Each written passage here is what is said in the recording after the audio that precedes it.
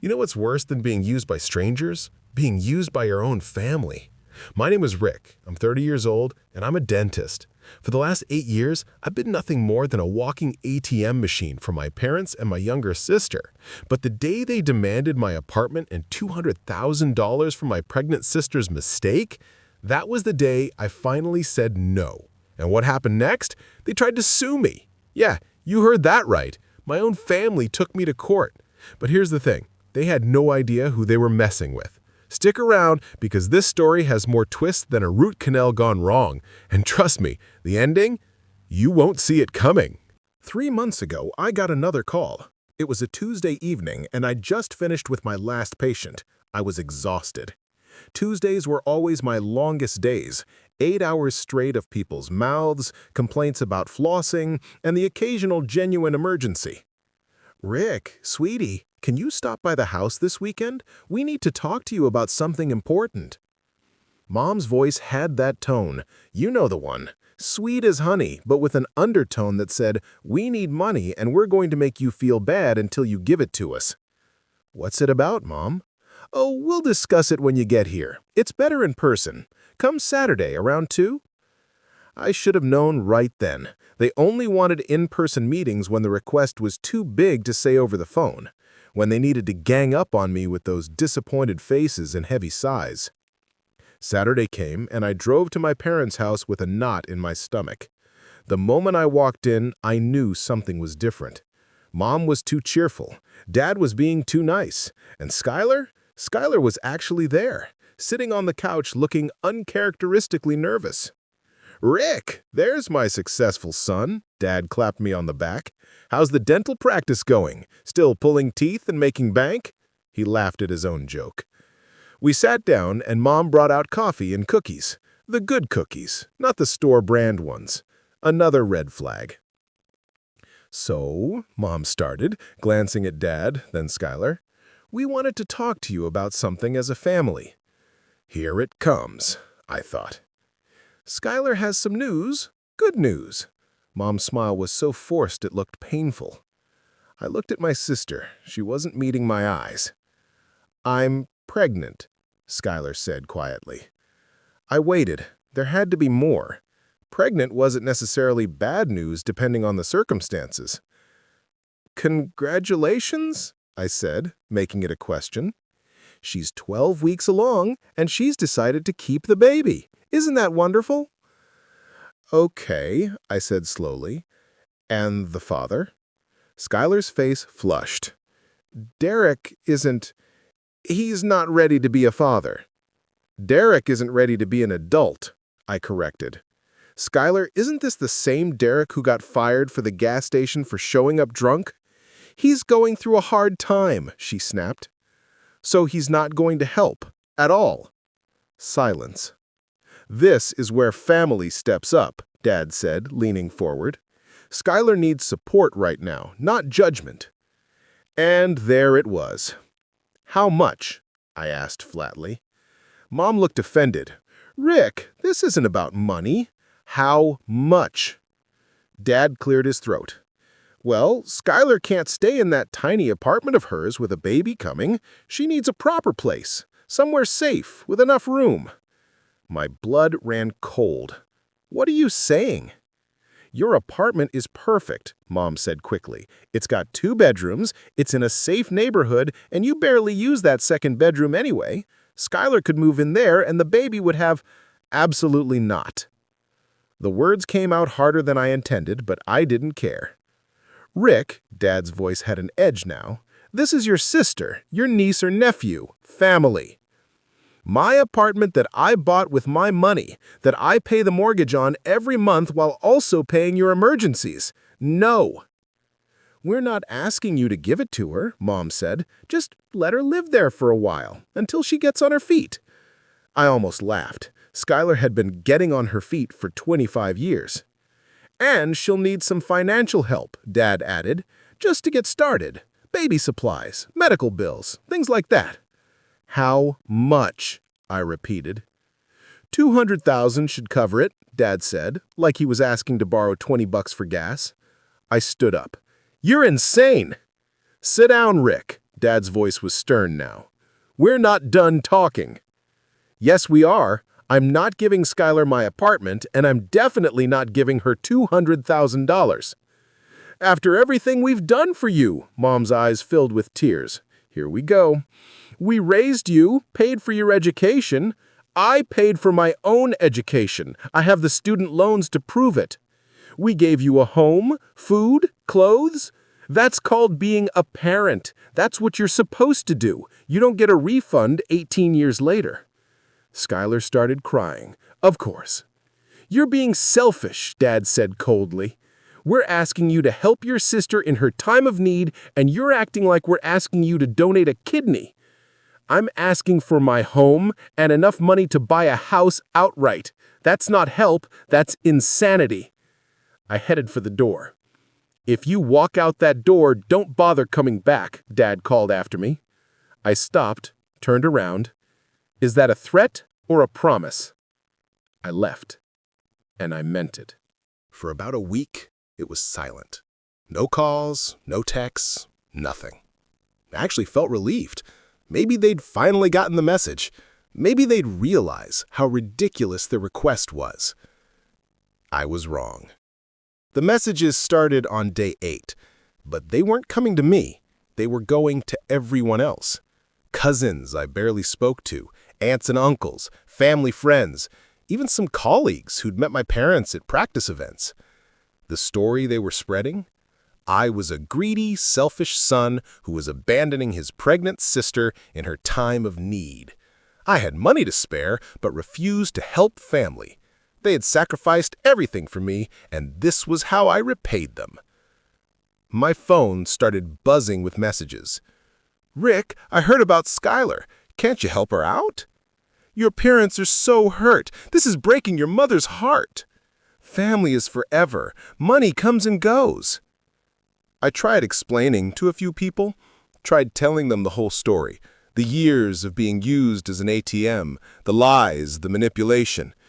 Most people either didn't believe me or hit me with, "But they're still your parents." Then, my mom got creative. She started a GoFundMe for Skylar's baby. The description painted me as a wealthy, heartless dentist who'd turned his back on his struggling family. It included photos of Skylar looking sad and vulnerable, holding her barely showing belly. The page raised about $3,000 before I reported it and got it taken down for misrepresentation. That just made things worse. My dad called me, furious. "You shut down your sister's fundraiser? What is wrong with you?" "You mean the fundraiser based on lies? The one that made me look like a villain? Yeah, I shut it down. We're going to make you regret this, Rick." "Is that a threat?" He hung up. I should have known they weren't done. I should have seen it coming. 2 weeks later, I got served. Papers delivered right to my dental practice in front of my receptionist and a waiting room full of patients. Professional, right? They were suing me. My own parents were actually suing me. The lawsuit was a joke. They were claiming that I'd made verbal agreements to support them financially, that they'd relied on my promises to their detriment, and that I was legally obligated to continue providing support. They also claimed I'd promised Skylar could have my apartment. Every single claim was a lie. I called my lawyer, Marcus Chen, the same friend from college who'd gone into family law.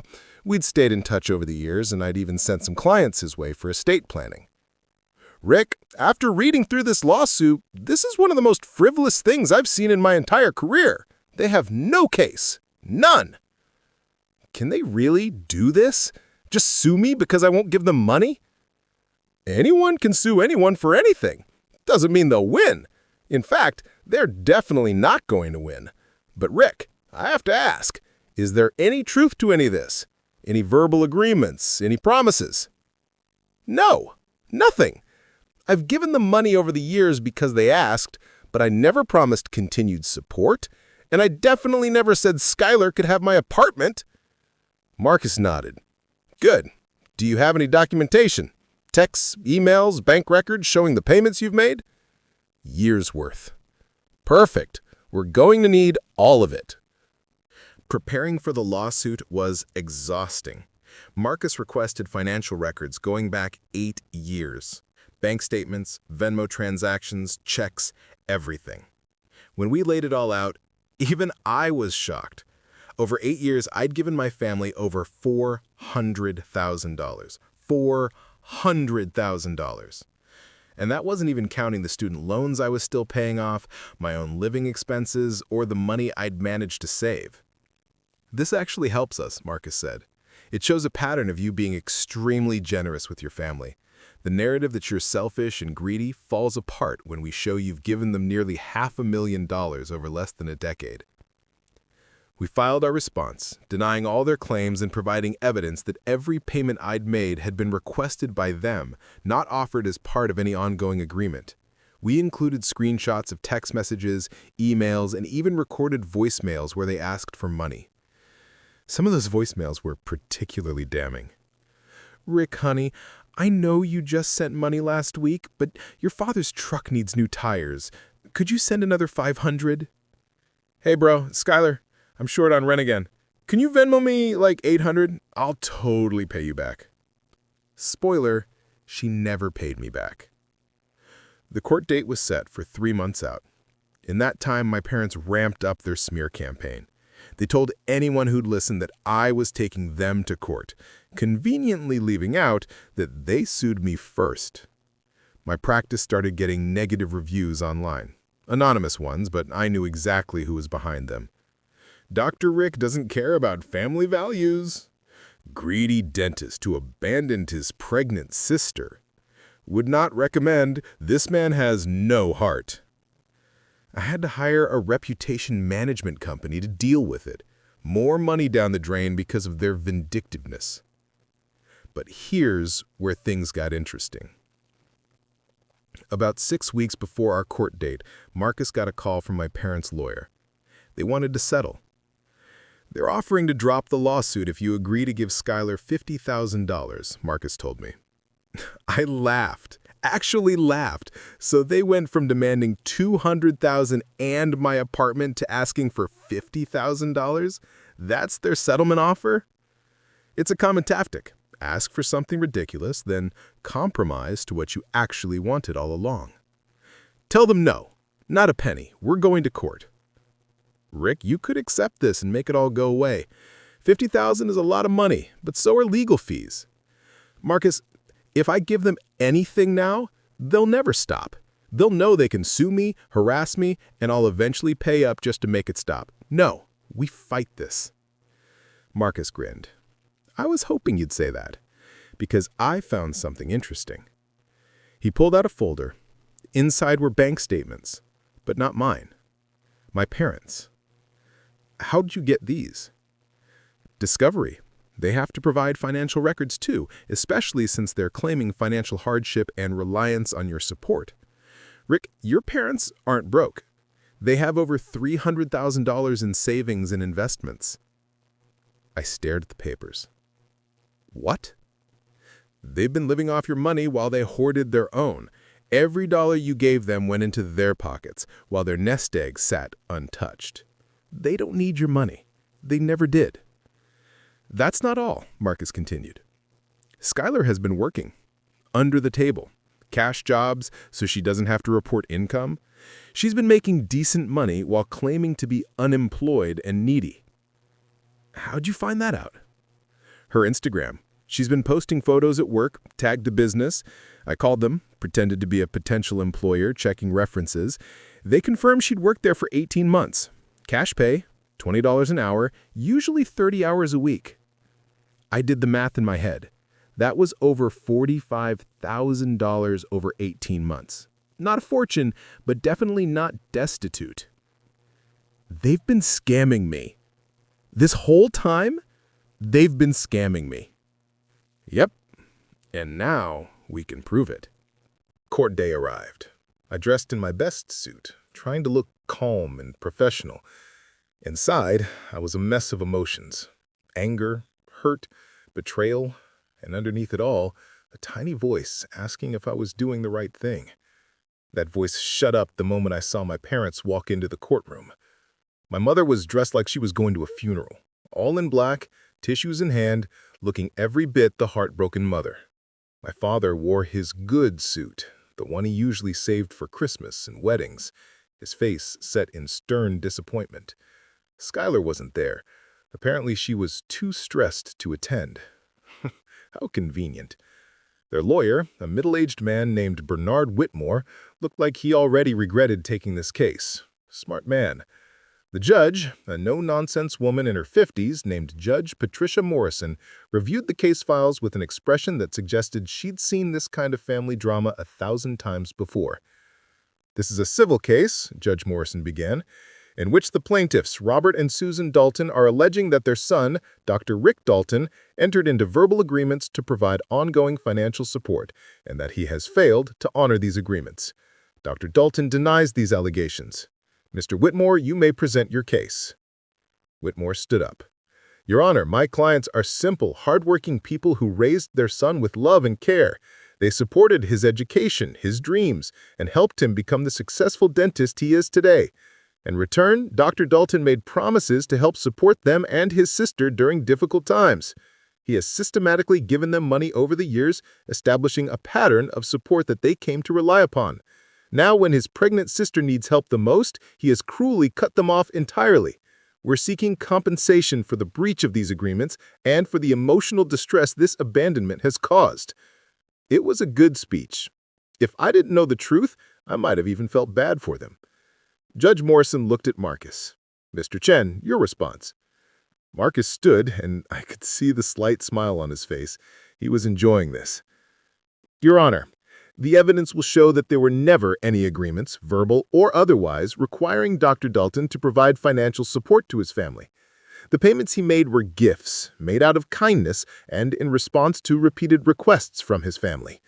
Furthermore, we will demonstrate that the plaintiffs do not need Dr. Dalton's financial support and, in fact, have substantial assets of their own. This lawsuit is not about enforcing an agreement. It's about attempting to legally compel a generous son to continue funding his family's lifestyle." Over the next 2 hours, Whitmore presented his case. He called my mother to the stand first. She cried, a lot, talked about how she'd sacrificed for me, how she'd scrimped and saved to give me a good life, how I'd always been such a giving child, and how heartbroken she was that I'd changed. "Mrs. Dalton, did your son promise to help support you?" "Yes," she sobbed. "He said family was important. He said he'd always be there for us." "And did he regularly give you money?" "Yes, for years. He helped with everything." "And then he suddenly stopped?" "Yes, right when we needed him most. His sister is pregnant and alone, and he just abandoned us." When Marcus got his turn to question her, he was gentle but firm. "Mrs. Dalton, you testified that you needed Dr. Dalton's money for necessities. Is that correct?" "Yes." "And you claim you're struggling financially." "We're retired. We're on fixed incomes." Marcus pulled out a document. "Your Honor, I'd like to submit Exhibit A, the plaintiff's bank statements for the past 5 years. Whitmore jumped up. "Objection! Financial primacy!" "These were provided during discovery, Your Honor. Mr. Whitmore has reviewed them." "Overruled. Continue, Mr. Chen." Marcus turned back to my mother. "Mrs. Dalton, according to these statements, you and your husband have over $300,000 in savings and investments. Is that correct?" My mother's face went pale. That's our retirement." "So you do have substantial assets. That money is for emergencies." "But you told your son you needed his money for emergencies, while your own emergency fund sat untouched." "That's different." "Is it?" "Mrs. Dalton, did you or did you not tell your son that you needed $5,000 for dental work and then purchase new furniture that same month?" I don't remember." "I have the receipts and your Facebook posts here, Your Honor, dated the same week." The judge looked at my mother over her glasses. "Mrs. Dalton?" My mother started crying harder, but this time it looked different, less like grief, more like panic. My father's testimony went even worse for them. Marcus had a field day with his contradictions.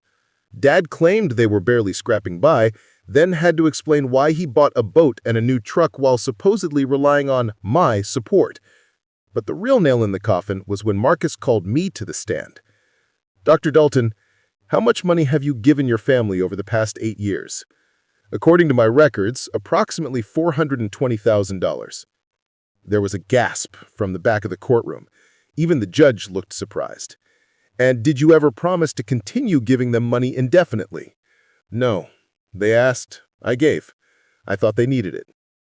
"When did you learn they didn't actually need it?" "During discovery for this lawsuit, when I saw that they had $300,000 in savings." "How did that make you feel?"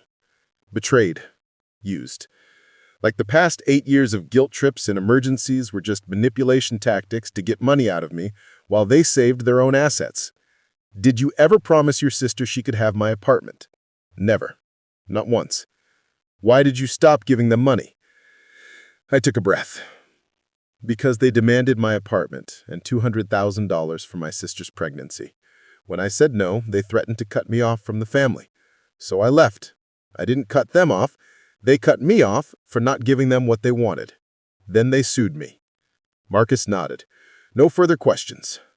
Whitmore tried to make me look bad on cross-examination, but there wasn't much he could do. The facts were the facts. Judge Morrison called for closing arguments. Whitmore tried his best, but his heart wasn't in it. "Your Honor, regardless of the plaintiff's financial situation, there was an implied agreement based on years of established behavior." Marcus cut through that argument like a hot knife through butter. "Your Honor, generosity is not a contract. If I donate to a charity every year for a decade, that doesn't create a legal obligation to continue donating. Dr. Dalton was generous to his family. Overly generous, in my opinion. But generosity given freely can be withdrawn freely. The plaintiffs have failed to show any actual agreement, verbal or otherwise. What they have shown is a pattern of taking advantage of their son's good nature while hoarding their own assets. This lawsuit is without merit and should be dismissed." Judge Morrison didn't even need to deliberate. "I've heard enough. Mr. and Mrs. Dalton, your son has given you over $400,000 in 8 years. That is extraordinary generosity. The fact that you then demanded more, sued when you didn't get it, and have now been revealed to have substantial assets of your own is frankly appalling. There is no evidence of any contract or agreement here. What I see is a son who is very good to his parents, and parents who mistook that generosity for an entitlement." My mother was crying again. Real tears this time. "Case dismissed. Furthermore, the plaintiffs will be responsible for Dr. Dalton's legal fees. This court is adjourned." The gavel came down. I'd won. Walking out of that courtroom felt surreal. Marcus was grinning, clapping me on the back, talking about how cleanly we'd won. But I felt empty. I'd won, yes, but what had I won, really? The right to not give my family money? The confirmation that for his services, and explaining how they'd now have to pay my legal fees too. Another $20,000 down the drain. Over the next week, I heard through the grapevine what happened. My parents, faced with their own legal bills and having to pay mine, plus the humiliation of the truth coming out, had gone silent on social media. The relatives who'd been harassing me suddenly stopped calling. I also heard that Skylar had finally left Derek and moved back in with my parents. The baby was due in 4 months. I wondered if I'd ever meet my niece or nephew. 2 weeks after the trial, I got a letter. Not from a lawyer, just a regular envelope with my mother's handwriting on it. I almost threw it away, but curiosity won. Inside was a short note. "Rick, I don't expect you to forgive us. I'm not even sure we deserve forgiveness. Your father and I have talked a lot since the trial. Seeing it all laid out like that, the money you gave us, the lies we told, the way we treated you, it made me sick. We were wrong. So wrong. We got greedy and entitled, and we forgot that you're our son, not our bank account. I'm sorry. I'm so sorry. If you never want to speak to us again, I understand. But I needed you to know that I'm sorry. Mom." I read it 3 times. Then I put it in a drawer and tried to forget about it. But I couldn't. Another month passed. I focused on my work, my patients, my life. I started going to therapy, which I probably should have done years ago. My therapist, Dr. Sarah Kim, was brilliant. She helped me unpack years of guilt and manipulation, helped me see that setting boundaries didn't make me a bad son. It made me a healthy adult. Do you want a relationship with your family? I don't know, I admitted. Part of me misses them, but I don't miss being used. Those are two separate things. You can miss the good parts while still maintaining boundaries against the bad parts. Can I, though? Every time I give them an inch, they take a mile. That's why boundaries need to be firm and clear. If you decide to let them back into your life, it has to be on your terms, with rules and the understanding that if they violate those rules, you're done. I thought about that a lot.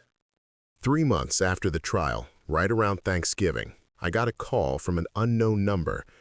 I almost didn't answer, but something made me pick up. Hello? Rick? It's Dad. I froze. We hadn't spoken since the courtroom.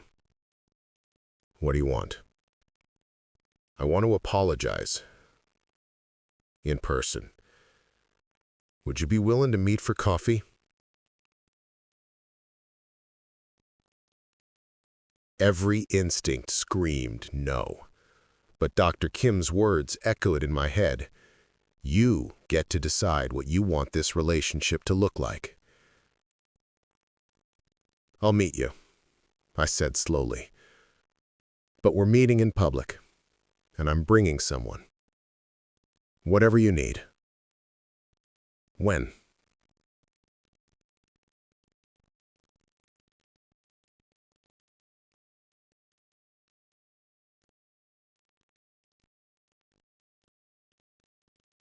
Christmas came and went. I spent it alone, which was peaceful in its own way. I sent my parents a card. They sent one back with a check for $10,000. I almost ripped it up, but Dr. Kim suggested I cash it. It's not about the money. It's about them showing they're serious about making amends.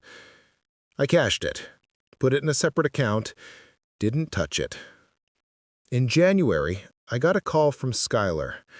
I almost didn't answer, but curiosity won again. Rick, it's me. Hi. Silence. I had the baby, she said finally. A girl, Emma. Congratulations. More silence. Rick, I'm sorry. I know Dad probably apologized, and Mom wrote that letter, but I need to say it too. I used you. For years. I treated you like you were just a wallet with legs, and I'm sorry. I didn't say anything. I don't expect you to forgive me, she continued, but I wanted you to know that I'm trying to do better. I got a real job, not under the table. I'm going to community college online. I'm trying to be the kind of person Emma can be proud of. That's good, Skylar. Would you want to meet her, Emma, someday? I closed my eyes. This was the moment, the choice that would define what came next. Maybe, I said. Not yet, but maybe. That's more than I deserve. Thank you, Rick. After she hung up, I sat there thinking about family, about boundaries, about forgiveness. Dr. Kim said that forgiveness wasn't about excusing what they did. It was about releasing the hold it had on me. Maybe I wasn't ready to forgive yet, but maybe I was ready to try. February brought something I didn't expect. I was going through my apartment, doing some spring cleaning early, when I found a box I hadn't opened in years. It was from my grandparents' house, my mom's parents, who'd passed away when I was in dental school. Inside were old photos, some letters, and a journal that had belonged to my grandmother. I sat down on the floor and started reading. Most of it was mundane. Grocery lists, garden notes, thoughts about her day. But then I found entries from the early 2000s, right around the time I was a teenager. Susan called again today asking for money. I sent her $500, but I'm worried. This is the third time this month. Robert's business isn't doing as poorly as she claims. I saw him at the country club last week. I think they're spending beyond their means and expecting us to cover the difference. I flipped forward. Susan is angry with me for not helping with Rick's college fund, but I've already given them over $50,000 in the past 3 years. At some point, they need to be responsible for their own finances. I love my daughter, but she's always had champagne taste on a beer budget. My hands were shaking. I'm setting up a trust for Rick. Susan and Robert can't know about it. If they find out Rick inherits money someday, they'll find ways to get it from him before he even receives it. The trust will unlock when he turns 35. Maybe by then he'll have learned to say no to them. I dropped the journal. My grandmother had set up a trust for me that I knew nothing about. I immediately called the lawyer whose name was listed in the journal, Evelyn Hartwell, a woman I vaguely remembered from my grandmother's funeral. Miss Hartwell? This is Rick Dalton. I think my grandmother may have set up a trust for me? There was a pause. Dr. Dalton. Yes, she did. It was set to remain confidential until you turn 35. But since you're calling about it, I can disclose the details. Can you come to my office? I was there within an hour. Evelyn was an elderly woman with sharp eyes and a kind smile. She pulled out a thick folder. Your grandmother was a very wise woman, she said. She set this up in 2003, shortly before her death. She was quite explicit about her reasons. She handed me a letter, in my grandmother's handwriting. My dearest Rick, if you're reading this, you've either turned 35 or you've discovered this trust through other means. Either way, I hope you've learned to stand up for yourself by now. Your mother is my daughter, and I love her, but she has always had a problem with money and boundaries. I fear she and your father will take advantage of your kind nature. This trust contains $250,000. It's yours, free and clear. Use it wisely. Build the life you deserve. And remember, you don't owe anyone anything just because you share blood. Love, Grandma. I couldn't speak. Couldn't breathe. The trust has been invested conservatively. With growth over the past 22 years, it's now worth approximately $475,000. It's yours whenever you're ready to claim it. $475,000. My grandmother had protected me, even from beyond the grave. I should have kept the trust to myself. I should have just taken the money, invested it, and never said a word. But I needed to know something. I called my mother. Rick, how are you, honey? Did you know about Grandma's trust? Silence. Long, damning silence. Rick, did you know she set up money for me? Your grandmother made many financial decisions. That's a yes. You knew. She told me yes, but Rick, that money was supposed to be for all of us. She was being selfish, keeping it just for you. Stop. Just stop. I was so angry I was shaking. Grandma set up that trust because she knew you'd do exactly what you've been doing. She knew you'd bleed me dry if you could. That's not fair. Her journal, Mom. I have her journal. I know about all the money you took from her. I know about the lies you told her. The same lies you told me. Rick, you have to understand, we were in a difficult position. You had $300,000 in savings. You were never in a difficult position. You just wanted more. We're your parents. We deserve... You deserve nothing, I said coldly. Nothing, except what I choose to give you out of kindness. And right now, I'm not feeling very kind. I hung up. My hands were still shaking. I called Dr. Kim for an emergency session. "The trust changes things, doesn't it?" she said after I explained. "It proves I was right. About all of it. They really were just using me." "How does that make you feel?" "Vindicated and incredibly sad. Those can both be true." "Rick, what do you want to do now?" I thought about it. Really thought about it. "I want to move forward. Not with them, not yet, maybe not ever. But I want to move forward with my life, on my own terms." I took my grandmother's money and did something I'd been dreaming about for years. I expanded my practice, hired 2 more dentists, a full-time hygienist, and upgraded all our equipment. I also bought a small house. Nothing fancy, but it was mine. Really mine. Not something I was afraid would be demanded from me. I set up a scholarship fund in my grandmother's name at the dental school I'd attended. Every year, it would help one student with their tuition. The kind of help I could have used, given without strings or expectations. My parents tried reaching out a few more times. My dad kept his promise about not asking for money, but there was always an underlying tension.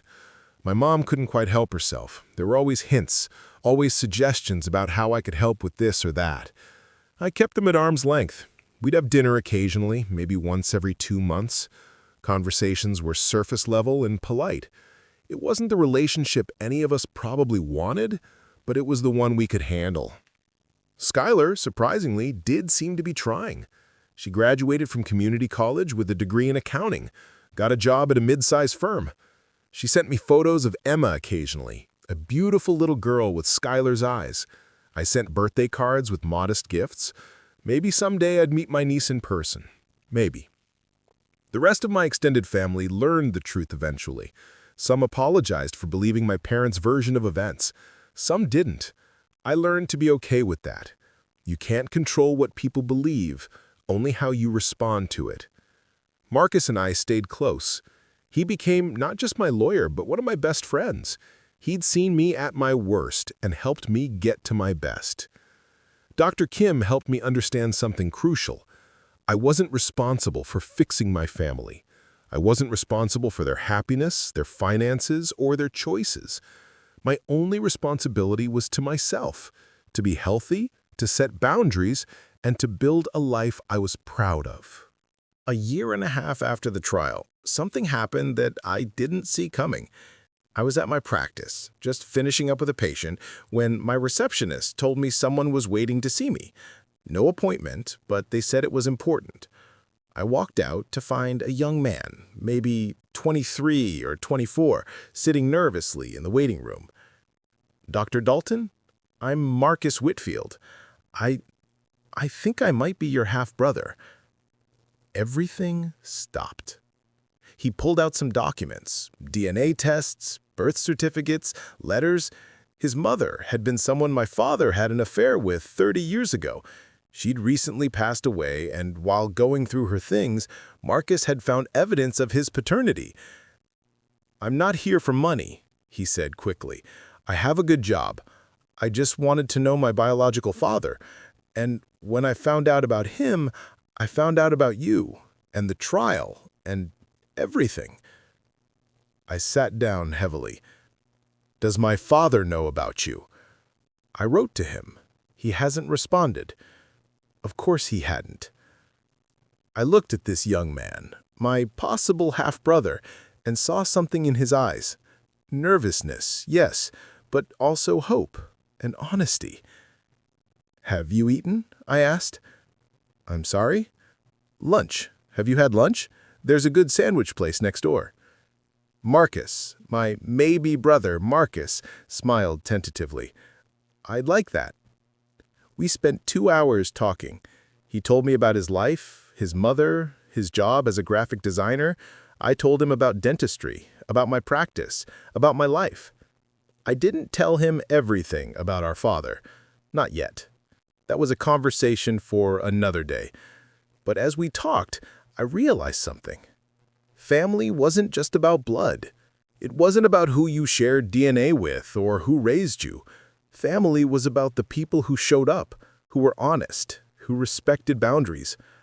I'd spent so much time trying to figure out if I could have a relationship with my parents and sister. Maybe the answer was that I could, but it would never be what I wanted it to be.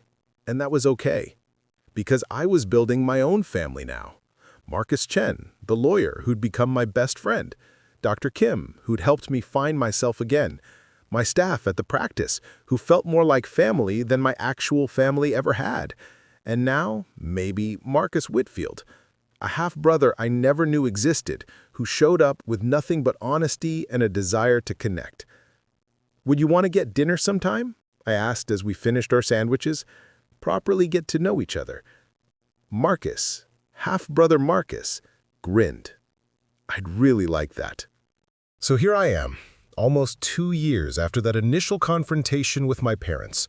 My practice is thriving, I'm debt-free for the first time in my adult life. I have real friends, healthy boundaries, and I'm in therapy not because I'm broken, but because I'm learning to be whole. My parents and I have a relationship, but it's not what it was. It's honest now, at least. We acknowledge what happened. We're working on it. Slowly. Skylar is doing well. She's engaged to a guy who actually has his life together. Emma is 2 years old and, according to the photos, absolutely adorable. I'm going to meet her next month at a neutral location. I'm nervous, but I'm ready. And Marcus Whitfield, he's become a real part of my life. We have dinner every couple of weeks. It's strange having a sibling relationship that's actually healthy, built on mutual respect instead of obligation and manipulation. I learned something through all of this. You teach people how to treat you. For years, I taught my family that they could use me, guilt me, manipulate me, and I'd still come back for more. When I finally said no, when I finally set boundaries and enforced them, everything changed. It wasn't easy. It cost me time, money, emotional energy, and the relationship I thought I had with my family. But what I gained was myself, my self-respect, my peace, my life lived on my terms. If you're in a situation like I was, being used by family, friends, or anyone else, I want you to know something. You are not selfish for saying no. You are not cruel for setting boundaries. You are not a bad person for protecting yourself. You deserve to be treated with respect. You deserve relationships based on love, not obligation. And you deserve a life where you're not constantly afraid of the next demand, the next guilt trip, the next crisis that somehow always requires your wallet. It took me 30 years to learn that lesson. I hope it doesn't take you as long. My name is Rick. I'm 32 years old. I'm a dentist, a brother, a friend, and finally, after all these years, I'm free. And that, more than any amount of money, is priceless.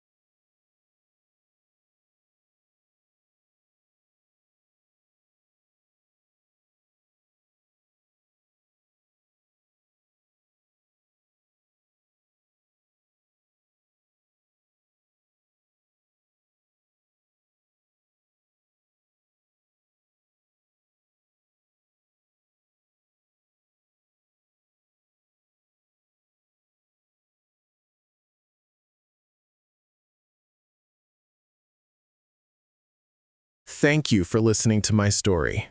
If it resonated with you, if you've been in a similar situation, drop a comment below. Let's support each other.